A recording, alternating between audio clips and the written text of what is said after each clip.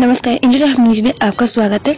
क्षत्रिय भारत महासभा के संगठन की जरूरत क्यों पड़ी? उत्तर प्रदेश जनपद बलिया के नगर पंचायत मनेर में क्षत्रिय भारत महासभा की गठन की आज बैठक 17/1/2021 दिन रविवार को समय 11 बजे दिन से महाशक्ति सिंह उर्फ कंचन सिंह के आवास पर आयोजित की गई, जिसमें मुख्य अतिथि क्षत्रिय भारत महासभा के राष्ट्रीय वरिष्ठ महामंत्री अनिल कुमार सिंह, ब्लॉक अध्यक्ष मनेर दिलीप कुमार सिंह, वीरेंद्र सिंह, सैकड़ों लोगों की उपस्थिति में वक्ताओं ने अपना अपना विचार व्यक्त किया।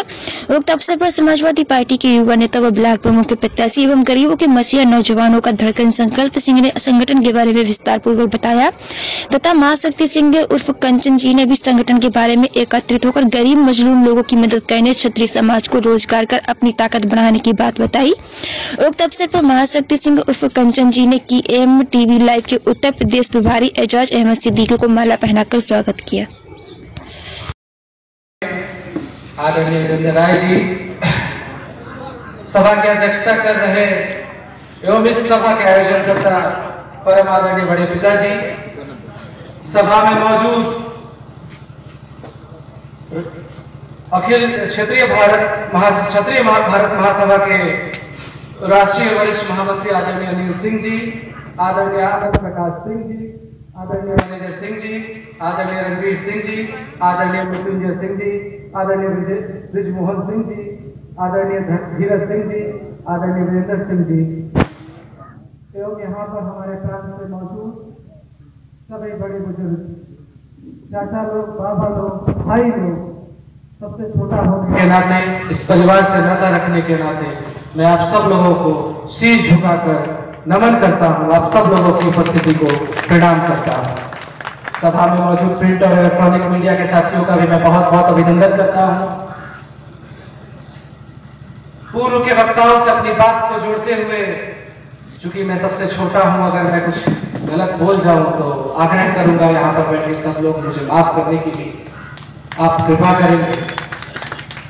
सबसे पहले तो हमें यह चिंतन करने की आवश्यकता है कि इस संगठन की आवश्यकता हुई कि जब वर्णों में क्षत्रिय का प्रवेश हुआ, क्षत्रिय धर्म बनाया गया, क्षत्रिय वर्ण बनाया गया, तो हमें समाज की रक्षा के साथ साथ अपने को मजबूत करने के साथ साथ समाज का जो अंतिम व्यक्ति है उसकी रक्षा करते हुए इस देश को सशक्त करने का यह हमारा मूल कर्तव्य था। मुझे कहीं ना कहीं लगता है कि जैसे पीढ़ियां आगे बढ़ी वैसे हमारे संस्कार कहीं ना कहीं कमजोर पड़ते हैं।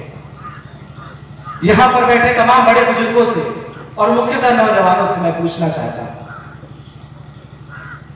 कि जो इतिहास हमारा है, जिनके बारे में पढ़ लिख कर हम आगे बढ़े, जिनके बारे में हम निरंतर पढ़ते रहते हैं, सिर्फ फेसबुक पर ठाकुर और राजपूताना लिख देने से अगर राजपूत की रक्षा हो जाती, हमारे वर्णों की रक्षा, हमारे वर्ण की रक्षा हो जाती, हमारे कुल की रक्षा हो जाती, तो निश्चित रूप से मुझे लगता है कि हम आज भी किसी अवहेली में गिने जाते।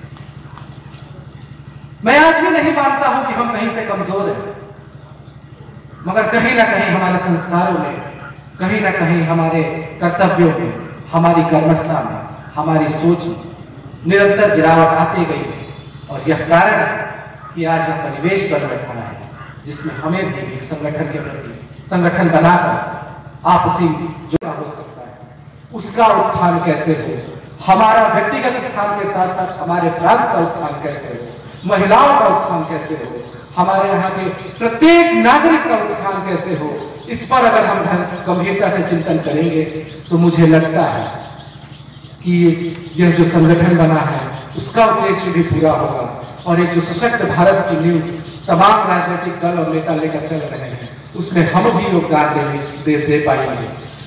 इसी बातों के साथ और अब एक बात आपसे जोड़ना चाहता हूँ कि शिक्षा के प्रति निश्चित रूप से कुछ लुभाव बढ़ा है हमारे वर्ग के लोगों का, उसको और तेजी से हम आगे बढ़ाएं और शिक्षा के प्रति हमारे नौजवान प्रेरित हों और मजबूती के साथ पढ़ें, क्योंकि जब तक समाज शिक्षित नहीं रहेगा, जब तक एक एक लड़का, एक एक वर्ग का, एक एक महिला, एक एक बच्ची की, हमारे जात की, हमारे वर्ग की, हमारे समाज की शिक्षित नहीं रहेगी, मुझे नहीं लगता है कि आप किसी बड़े बदलाव की तरफ जा पाएंगे।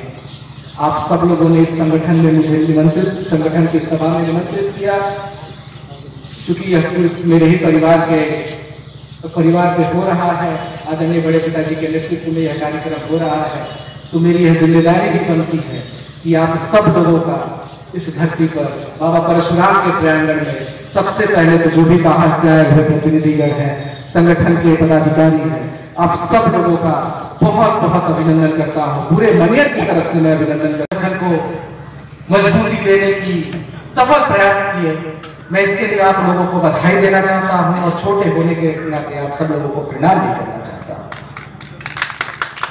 मैं निवेदन करना चाहता हूं यहाँ पर बैठा प्रत्येक व्यक्ति से, चाहे वो किसी गांव के, आदरणीय बच्चा बाबा जो हमारे भी कस्बे के हैं, और आदरणीय बच्चा बाबा फिर से जो अजौर के पूर्व प्रधान हैं, उन्होंने बहुत अच्छी बात की। हमारे में आपस में ही मनमुटाव नहीं है, हम अलग किसी कोई भी बात होती है तो उसमें मनमुटाव वाली बात आ गई है। पहले जब क्षत्रिय बात करते थे तो कैसे सामाजिक जो बागडोर है वो बनी रहे, कहीं से कोई दिक्कत ना हो समाज में, यह सोचकर कार्य करते थे। इस वजह से हम लोगों को उतना सम्मान मिलता। अगर आप उस चीजों को भूल जाएंगे, अगर आप कर्मठ ही नहीं रहेंगे, अगर आपका खेत लगान पर बोने दूसरा कोई बोएगा या उसी तरह पड़ा रह जाएगा। सबसे पहले मैं आग्रह करना चाहूंगा यहाँ के लोगों से कि आप लोग कर्मठ बने। इसमें मैं अपने आप को भी जोड़ना चाहता हूँ, मैं अलग नहीं, भाषण देने में नहीं आया हूँ, मैं आग्रह करने आया हूँ। सबसे पहले तो हमें अपनी आने वाली पीढ़ी को यह बताना है कि हम जो न्यूनतम चीज हो सकती है, हम जमीन से जुड़े हुए लोग हैं, गांव के बसिंदे हैं, खेती हमारी माता है। अगर हम इस चीज से जुड़े रहेंगे और एक अच्छे संस्कार के बीज अपने बच्चों में बोने का काम करेंगे, तो मुझे लगता है कि पुनः वह दिन दूर नहीं रहेगा जब आपको समाज में उसी गंभीरता के साथ लिया जाएगा, आपकी बातों को सुना जाएगा। लोकतंत्र है, तमाम व्यवस्थाएं चल रही हैं, चलनी भी चाहिए, उनसे ना डरना है ना भागना है। राजनीति आती है चली जाती है, मगर आपका और हमारा यह कर्तव्य है कि अपने जो भी हमारा वर्ग है उसके साथ साथ हर वर्ग के अंतिम व्यक्ति जो हमारे समाज का ही नहीं, वो किसी अन्य समाज का भी हो सकता है, अन्य वर्ग का हो सकता है, उसका उत्थान। और आज के कार्यक्रम के बारे में किस तरह के आज का आयोजन हुआ, जहाँ इतने लोग एकत्रित हुए, इससे मैं आज से मेरा परिचय एक्स इंस्पेक्टर अनिल कुमार सिंह, राष्ट्रीय वरिष्ठ महामंत्री क्षत्रिय भारत महासभा। ये मनियर ब्लॉक का आज परिचायक बैठक था। संगठन को जोड़ने का क्रम में एक बैठक था। इस संगठन का उद्देश्य मूल रूप से क्षत्रिय समाज के लोगों को आर्थिक और सामाजिक रूप से मजबूत करना है। समाज में जो संस्कारों में कमी आई है, उस कमी को हम दूर करने का प्रयास करेंगे।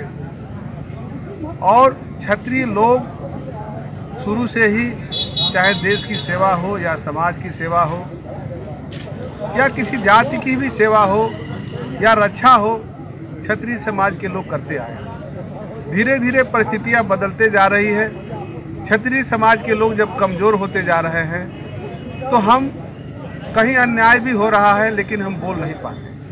जो हम अपने धर्म के खिलाफ काम कर रहे हैं। क्षत्रियों का धर्म ही था दूसरों की रक्षा करना। अब चूंकि हम मजबूत स्थिति में नहीं रहेंगे तो हम रक्षा कैसे करें। अब स्थिति ऐसी भी आ गई है कि हम अपनी ही रक्षा नहीं कर पा रहे। इसलिए अगर ये हमारा संगठन मजबूत रहेगा और हम संस्कारों से चलेंगे और कहीं भी किसी के साथ अगर कोई भी अन्याय होता होगा तो हमारा संगठन वहाँ खड़ा रहेगा और उस अन्याय के खिलाफ आवाज़ उठाएगा, बोलेगा। ये क्योंकि ये गैर राजनीतिक संगठन है, इसमें हम किसी के साथ कोई भेदभाव करने वाले नहीं हैं। हम अन्याय के खिलाफ लड़ेंगे। हमारा एक नारा ही है, हम किसी को छेड़ेंगे नहीं, लेकिन हमको कोई छेड़ेगा तो हम उसको छोड़ेंगे। एक चीज़ है, संगठन आप एक क्षत्रिय महासभा के नाम से जो आज बनाए हुए हैं, आज लोग आज एकत्रित हैं, यह संगठन की ज़रूरत क्यों पड़ी? ज़रूरत इसलिए पड़ी कि शुरू से ही हमारे खिलाफ सरकार कोई न कोई कानून बनाते रही और लोगों को लगता है कि ये लोग संगठित नहीं हैं, इनके खिलाफ अगर हम कानून बनाते हैं या आवाज़ उठाते हैं तो ये कुछ बोल नहीं पाए, और एक हवा बना दी गई कि क्षत्रिय लोग ही विलेन का रोल करते थे, क्षत्रिय लोग ही राज करते थे। अब आप बताइए कि कई इलाका मिला करके, कई जनपद मिला करके, कई क्षेत्र मिला के राजा तो एक होता था ना, सारे लोग राजा तो होते नहीं थे, बाकी तो सैनिक होते थे और देश और समाज की सेवा करते थे। लेकिन एक हवा उड़ा दी गई कि क्षत्रिय लोग राज करते थे और अन्याय करते थे, इसलिए दूसरे लोग वो उनके दिमाग में ये चढ़ बढ़ के आ गया दिमाग में कि ये लोग हमारे साथ अन्याय कर रहे हैं, अब हम इनके खिलाफ आवाज़ उठा के, इनको गाली दे करके हम अपनी राजनीति करेंगे। अंतिम सवाल सिंह साहब आपसे, क्या ये देखा जाए कि किस जो उद्देश्य से देखा जाए? नहीं, ये राजनीतिक संगठन है नहीं और किसी के राजनीति से लेना देना।